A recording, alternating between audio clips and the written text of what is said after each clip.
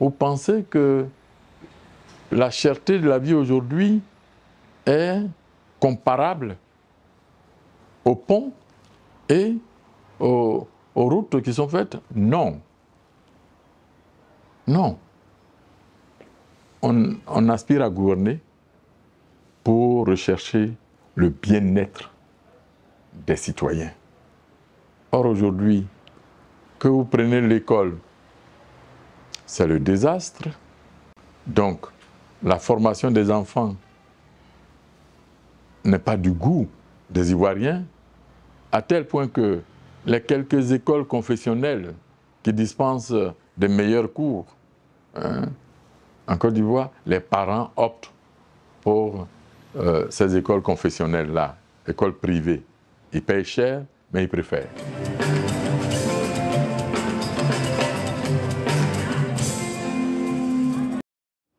Quand j'ai démissionné du camp AFI, j'ai demandé à rencontrer le président Gbagbo. Il était déjà à Bruxelles. Il a accepté de me rencontrer. Et je suis allé à Bruxelles le rencontrer. On a discuté, et puis pour moi, c'est mon référent politique, c'est mon leader, c'est mon chef. J'étais heureux de le rencontrer. Il y avait d'abord cette envie de le voir, ça faisait si longtemps qu'on s'était vu, donc il fallait le voir. Et maintenant, pour traiter de quel problème? De la nécessité de réconcilier les deux tendances si nous voulons nous repositionner en Côte d'Ivoire. Nous en avons discuté. Un combattant ne désespère jamais. Quand on se bat, il ne faut pas désespérer. Et donc, depuis que le président Gbagbo est parti, nous, combattants politiques, pour une Côte d'Ivoire nouvelle, nous n'avons jamais désespéré. C'est pourquoi le retour du président Gbagbo peut être considéré comme une défaite même, dans une certaine mesure, de ceux qui nous contrariaient. Ils ont tout dit.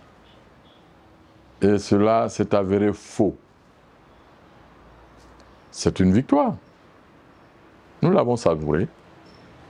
L'acquittement du président Gbagbo, nous l'avons savouré comme une victoire de tous les pro-Gbagbo, de tous les militants du Front populaire ivoirien.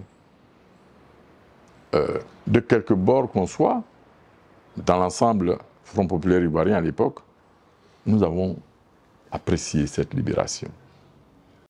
Maintenant, son arrivée est venue pour renforcer, redynamiser le combat.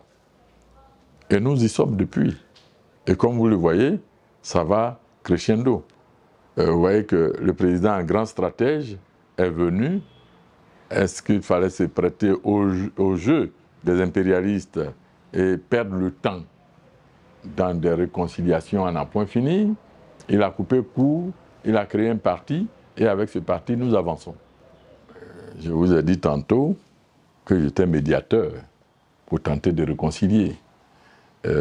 Nous formions une famille. Eh bien, quand il y a rupture dans une famille, à la vérité, chacun regrette quelque chose. Chacun regrette quelque chose. Moi, je pense qu'on n'aurait pas dû céder à la tentation de la rupture. On n'aurait pas dû. Il fallait sauver la situation. Mais à l'impossible, l'une n'est tenue. Nous sommes arrivés à la rupture. Ben, il faut faire avec. Un combattant, quelle que soit la situation dans laquelle on vous place, il faut prendre acte et poursuivre le combat. Alors, vous précisez que le président Gbagbo à Beaunois a lancé un appel à l'opposition. Moi, je ne donnerai pas cette précision. Le président Gbagbo à Beaunois a ouvert les bras pour un large rassemblement. À qui s'adressait-il? À l'opposition? À qui? Je ne suis pas sûr que ce soit seulement à l'opposition. Le président Gbagbo s'est adressé aux Ivoiriens et aux Ivoiriennes, car il s'agit des intérêts en jeu. J'ai parlé longuement de l'école, j'ai parlé de l'agriculture, j'ai parlé de l'armée. Partout, il y a des intérêts qui sont blessés. Il y a des intérêts en cause. Le président Gbagbo dit aux Ivoiriens et aux Ivoiriennes, tous ceux qui pensent que le changement pourrait sauvegarder non seulement leurs intérêts en tant que corporation, mais aussi les intérêts du pays, et la nouvelle école garantit un avenir pour le pays. Eh bien, tous ceux-là qui ont des intérêts à sauvegarder, le président Laurent Gbagbo les appelle à l'union pour mener le combat. Parce qu'il a toujours mené un combat au service du peuple. Il n'a jamais travaillé contre le peuple. Aujourd'hui, ce peuple-là, dans sa diversité, a des intérêts à défendre. Si donc nos projets, notre ambition nouvelle de travailler pour la Côte d'Ivoire rencontre l'adhésion de X, Y, Z, venez, nous allons nous battre.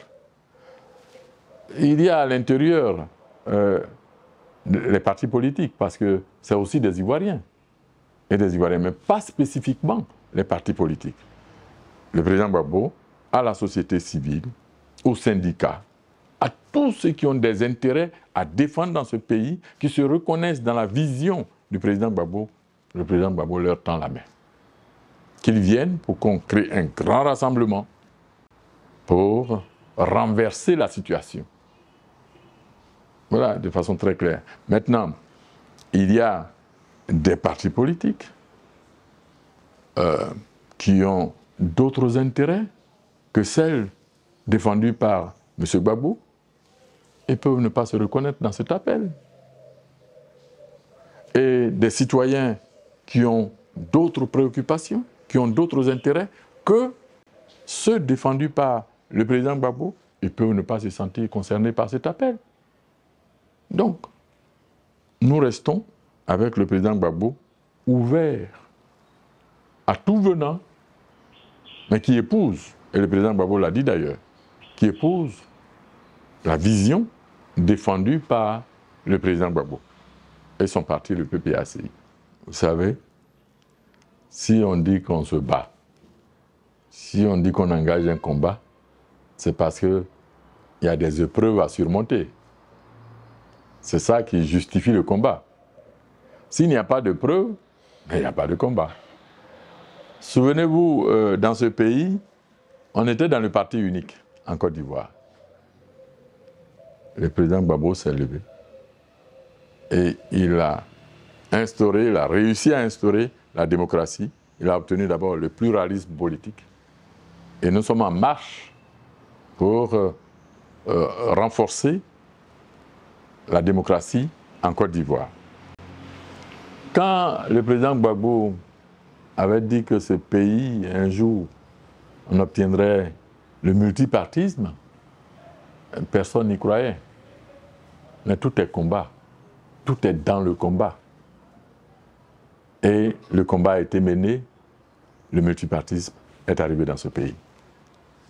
Nous sommes arrivés, maintenant on était au temps des élections. Il y avait l'administration, c'était le ministère de l'Intérieur qui organisait les élections par le passé. Là aussi, le président Gbagbo a demandé qu'il y ait une commission électorale indépendante. La CEI qui est là aujourd'hui, certes, elle n'est pas du tout celle que nous avons souhaitée. Mais la CEI, en tant que structure, est le fruit d'un combat. C'était une preuve qu'il fallait là aussi gagner. Et nous avons gagné le combat de la CEI. Aujourd'hui, la CEI a été dénaturée.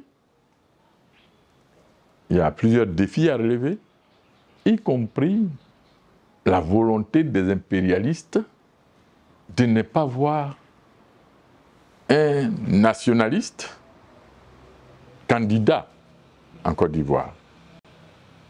Parce qu'il y a l'inscription sur la liste électorale, mais il y a la question de la candidature même. On peut être sur la liste électorale et ne pas être éligible. Le combat à mener aujourd'hui, c'est non seulement l'inscription du nom du président sur la liste électorale, mais aussi qu'il soit le candidat. Tout comme nous avons gagné les autres combats, nous allons gagner ce combat-là. Je voudrais m'arrêter là. Oh, disons que je voudrais d'abord regretter la mort du président Bédié. Ils étaient 3. Aujourd'hui, ils sont 2. Ce n'est pas bien, la mort. Donc, nous regrettons. Beaucoup de courage à sa famille. Mais le président Bédié était l'une des pierres du foyer. Nous avions un foyer à 3 pieds et un pied qui est cassé. Peut-être que ça crée une situation qu'il faut rattraper. Heureusement qu'en politique, quand il y a vide, il y a restauration. Thiam est arrivé à la tête du PDCI, nous en parlerons. Mais par rapport à ma vie politique, est-ce que j'ai une rencontre particulière ou un vécu particulier avec le président Bédié? Oui, en tant qu'homme politique, je suis allé le rencontrer quand le président était à La Haye.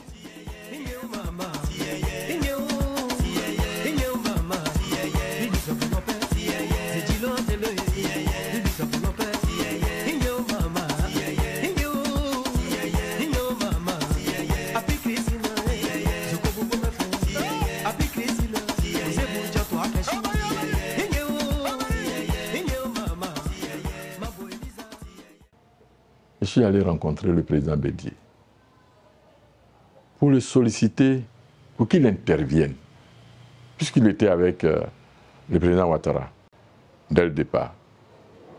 Et c'est quand il était avec Ouattara que je suis allé le voir pour lui dire que ce n'était pas bien de faire ainsi la politique, qu'il fallait qu'il travaille pour la libération du président Gbagbo. Il m'a posé une question. Et qui va payer pour les 3000 morts?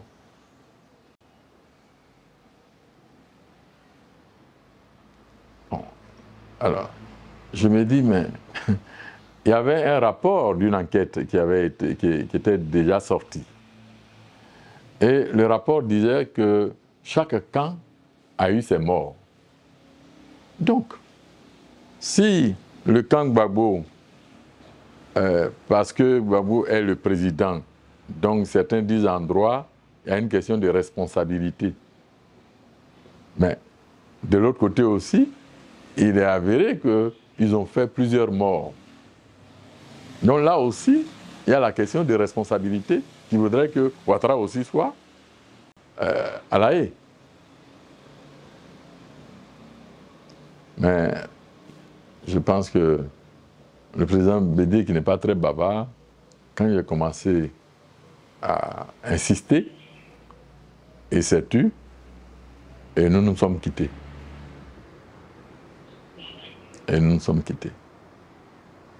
Ça m'a beaucoup marqué, parce que je ne crois pas qu'on soutienne la position qui était celle de M. Ouattara, d'utiliser les armes en politique. Les armes donnent des morts. Et je le dis souvent, notre incapacité à nous maîtriser nos émotions et nos sentiments, nous a conduit collectivement à la situation que nous avons connue. Ça arrive dans une famille. Mais quand c'est comme ça, la famille assume et on ne tire pas au sort un seul pour qu'il assume pour toute la famille. Non. La réconciliation, si nous la voulons, elle doit se faire dans la sincérité, dans la vérité et dans la justice. M. Gbagbo a été victime d'une injustice. J'ai demandé à M. Bédié d'aider à réparer cette injustice pour la paix nationale. Je n'ai pas trouvé les oreilles attentives, mais je crois que par la suite, M. Bédié m'a compris, peut-être un peu plus tard, parce qu'il va aller lui-même rendre visite au président Gbagbo. Et revenu, il va militer pour que le parti de Gbagbo et lui fassent alliance.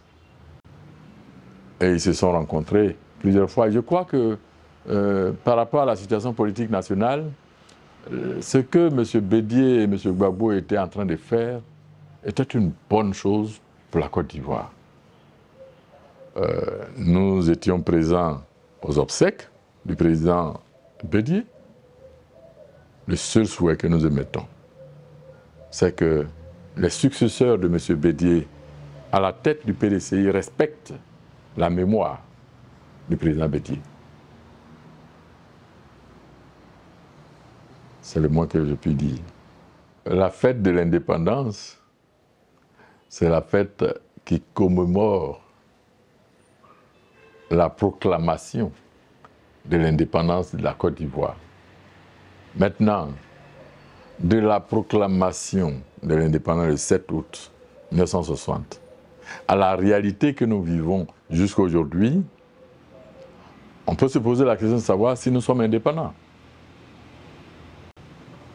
Le président Houphouët lui-même a dit que les générations suivantes vont parachever le travail qu'il a commencé. Je crois qu'il a parlé juste. Il faut qu'on parachève la lutte pour les indépendances réelles des États africains en général et de la Côte d'Ivoire en particulier. De la Côte d'Ivoire en particulier. On ne peut pas avoir le franc CFA comme monnaie, encore, et dire que nous sommes indépendants. On ne peut pas être dans un certain nombre de situations nationales, telles que nous le voyons, et dire que nous sommes indépendants. Depuis que M. Ouattara est président, vous pouvez calculer combien de fois il est allé en France, à l'Élysée? Oui, il y a la diplomatie qui veut qu'on se fréquente en tant qu'État. Mais quelle est la réciprocité? Combien de fois Macron est venu à Abidjan parce que soit nous avons des problèmes, parce que nous avons des projets, ou ceci ou cela. C'est Sarkozy qui est venu à l'occasion de son investiture, comme pour parachever un travail. Mais après ça, vous voyez le nombre de fois que notre président, qui est, de notre point de vue, il n'y a pas de petit pays. Nous avons des États. Et ce que le président Gbagbo demande et ce que nous demandons avec lui, c'est le respect des États. Nous respectons la France, nous demandons simplement que la France nous respecte. Ce n'est pas en allant prendre son déjeuner à Paris, tous les jours, sans contrepartie, que nous proclamons notre indépendance. On a là l'impression qu'il y a une sorte de suggestion, de soumission à une autorité qu'on reconnaît comme supérieure. Non. Donc l'indépendance pour moi, c'est une fête.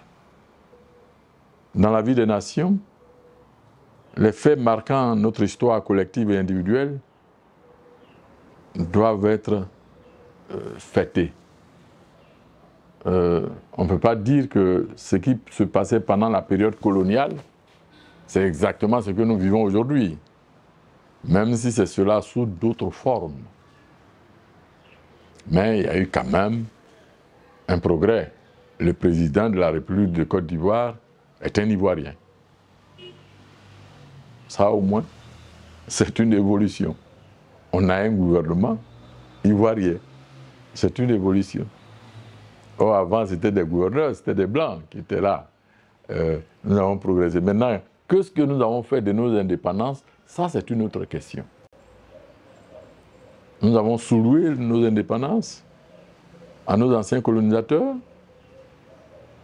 qui nous payent nos États comme ils veulent. Non, l'indépendance est pour le moment imparfaite. Ne parlons pas de souveraineté. Là encore, c'est plus fort, la souveraineté. C'est-à-dire que ne pas se référer à quelqu'un pour prendre une décision dans l'intérêt de la Côte d'Ivoire. Et c'est ce que nous vivons aujourd'hui. Je ne pense pas. Par conséquent, nous avons des raisons, aux côtés du président Gbagbo, de nous battre pour que nous soyons indépendants, pour que nous soyons souverains. Et nous ajoutons aujourd'hui, pour gagner ces deux combats-là, le panafricanisme. Nous sommes allés seuls. Est-ce une erreur? Ça a donné ce que ça a donné. Aujourd'hui, allons ensemble. Et l'AES suscite beaucoup d'espoir. Il faut que l'Afrique cherche sa voie. Non pas sous couvert d'eux, mais sa voie. L'indépendance est pour le moment imparfaite. Ne parlons pas de souveraineté. Là encore, c'est plus fort, la souveraineté. C'est-à-dire que ne pas se référer à quelqu'un pour prendre une décision dans l'intérêt de la Côte d'Ivoire. Et c'est ce que nous vivons aujourd'hui. Je ne pense pas. Par conséquent, nous avons des raisons, aux côtés du président Gbagbo, de nous battre pour que nous soyons indépendants, pour que nous soyons souverains. Et nous ajoutons aujourd'hui, pour gagner ces deux combats-là, le panafricanisme. Nous sommes allés seuls. Est-ce une erreur? Ça a donné ce que ça a donné. Aujourd'hui, allons ensemble. Et l'AES suscite beaucoup d'espoir. Il faut que l'Afrique cherche sa voie. Non pas sous couvert d'eux, mais sa voie. Mais c'est une bonne chose. L'Afrique doit chercher sa voie, quel que soit le prix à payer. Et le président Gbagbo nous disait à Beauville que on voit les États-Unis, on voit la France, de beaux pays, on aime y aller. Je viens de Paris, je viens de Washington.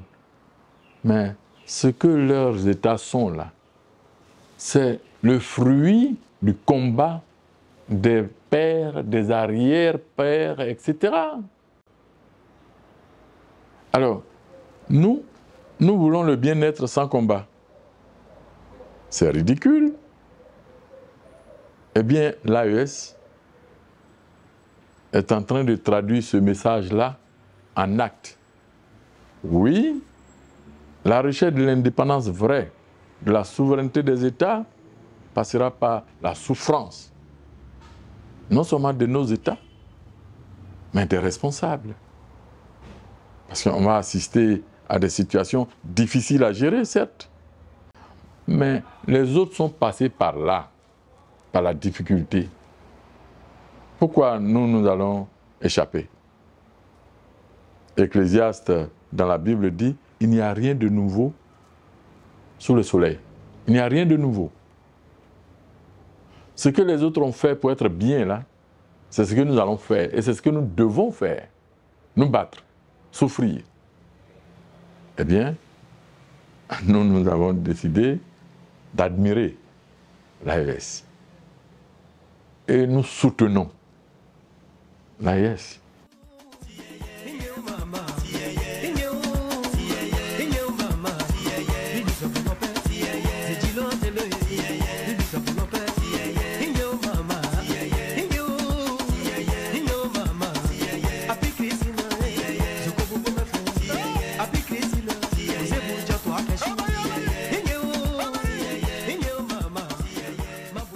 Nous demandons, dans les relations d'État à État, le respect de nos États. Nous ne demandons pas une vie en autarcie. Non. Nous restons ouverts sur le monde, mais nous exigeons que, dans les relations internationales, on se respecte d'État à État. C'est tout. Peut-être que la Russie nous fait avancer dans ce sens. Mais je ne peux que condamner fermement cette cherté de la vie.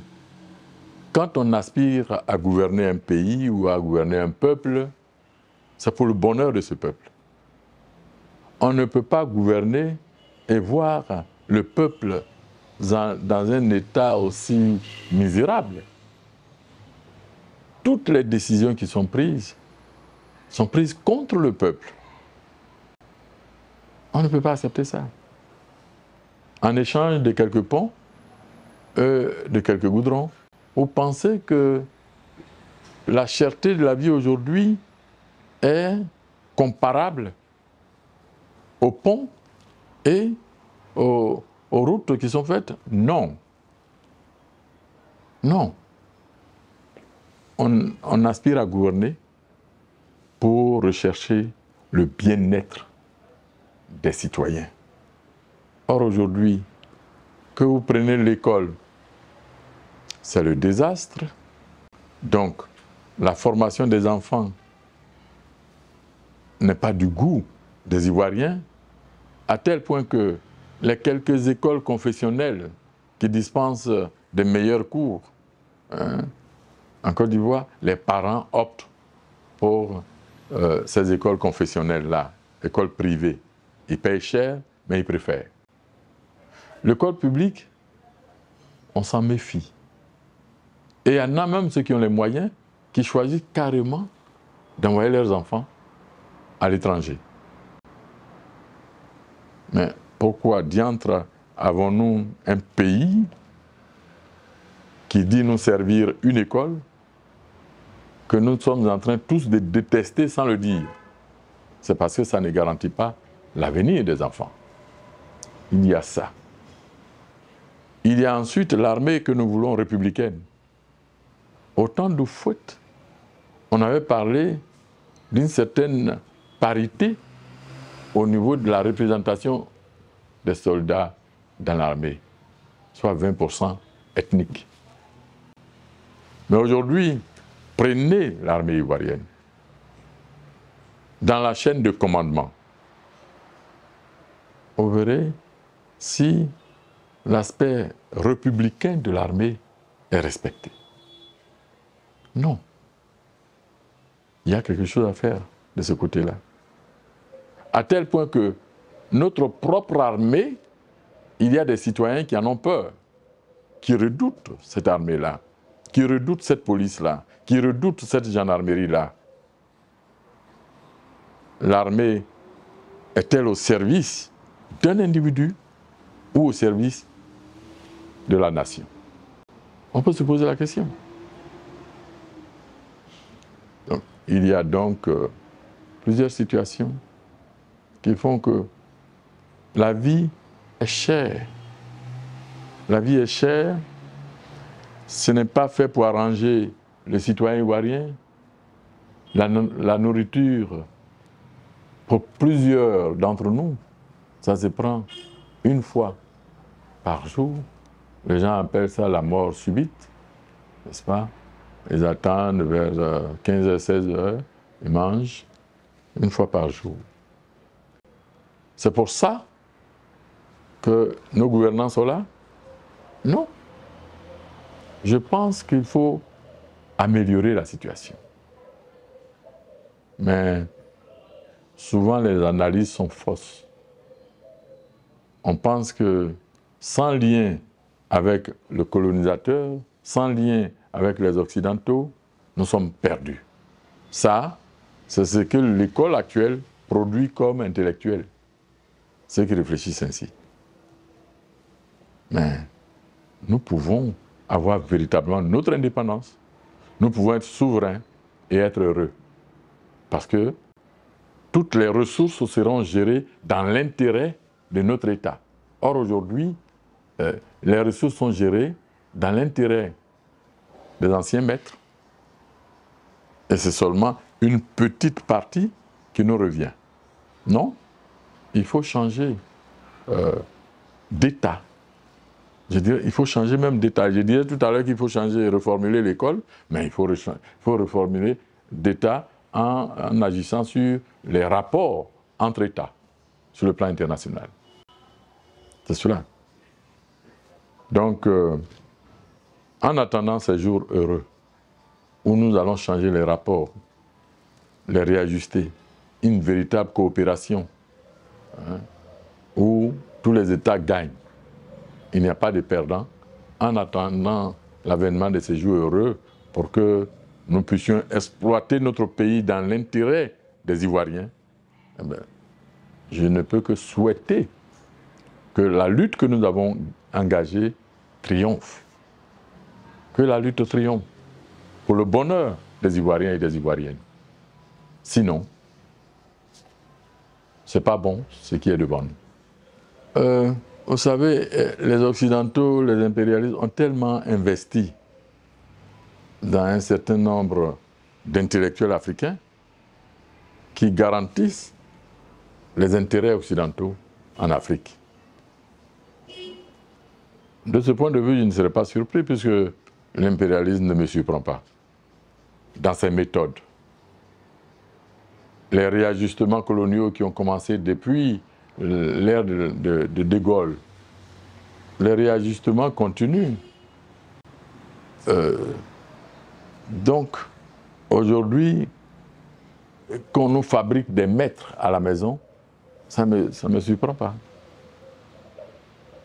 Des maîtres au service de l'extérieur, mais ils sont à la maison. Ce n'est pas surprenant. Et c'est tout ça qu'il faut comprendre et renforcer la lutte. C'est pourquoi il faut saisir la perche tendue par le président Gbagbo pour que tous ceux qui ont intérêt à ce que la Côte d'Ivoire soit gérée dans l'intérêt des Ivoiriens se retrouvent dans un creuset unique pour renforcer la lutte. Je voudrais d'abord vous remercier, m'offrir là une occasion pour m'ouvrir à vous et à tous ceux qui vous suivent. Je vous dis merci. Il y a des vérités qu'on doit se dire dans ce pays. Si nous ne le disons pas, ça veut dire que nous n'aimons pas la Côte d'Ivoire, nous n'aimons pas notre pays.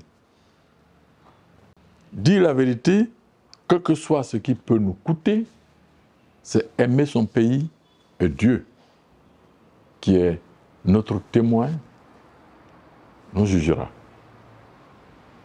Merci pour cette occasion. J'ai parlé franchement pour servir mon pays. Non pas par rapport à des individus, mais par rapport à la Côte d'Ivoire. Merci.